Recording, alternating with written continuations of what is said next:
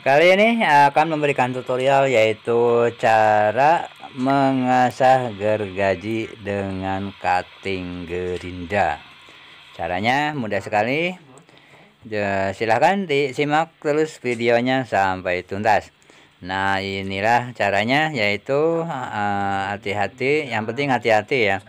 Tangannya jangan sampai goyang nih. Tangan yang memegang gerindanya jangan sampai goyang. Dan arahnya, yang ditajamkan itu sesuaikan dengan yang sudah bawahnya ya. Bawahnya kalau arahnya ke sana, maka tinggal diarahkannya ke sana lagi. Itu ketajamannya. Jangan membuat arah yang baru. Kalau membuat arah yang baru itu akan lebih sulit ya, lama begitu.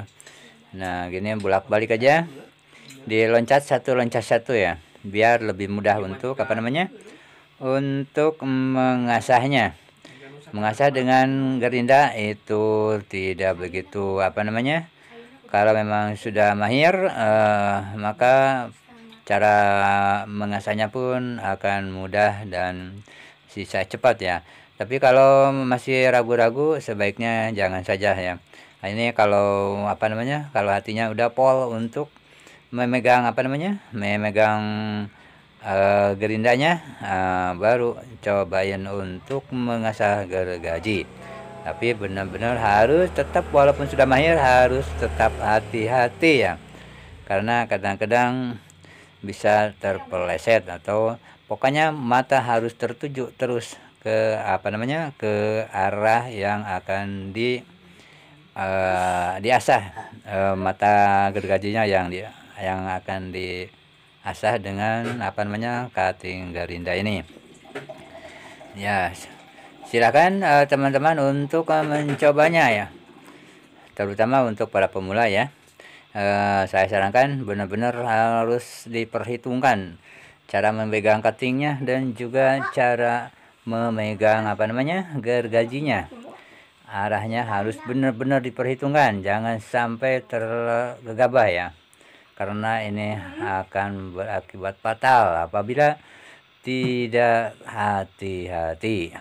Karena cutting gerinda ini cukup lumayan ya, walaupun kelihatannya tumpul, tapi kalau lagi berjalan itu benar-benar, jangankan tangan besi pun akan putus ya. Nah, apabila sudah selesai, kita coba ya ke ke papan kayu yang basah nih. Ini mau dites ke papan kayu yang basah. Papan kayu basah pun, nah seperti ini. Nah, kayu papan basah pun mudah untuk digergajinya.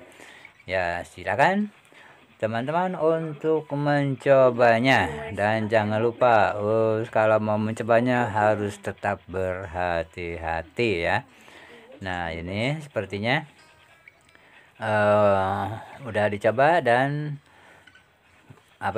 kayunya begitu basah pada ini, kayaknya basah, walaupun basah tapi tetap bisa digergaji dengan mudah ya.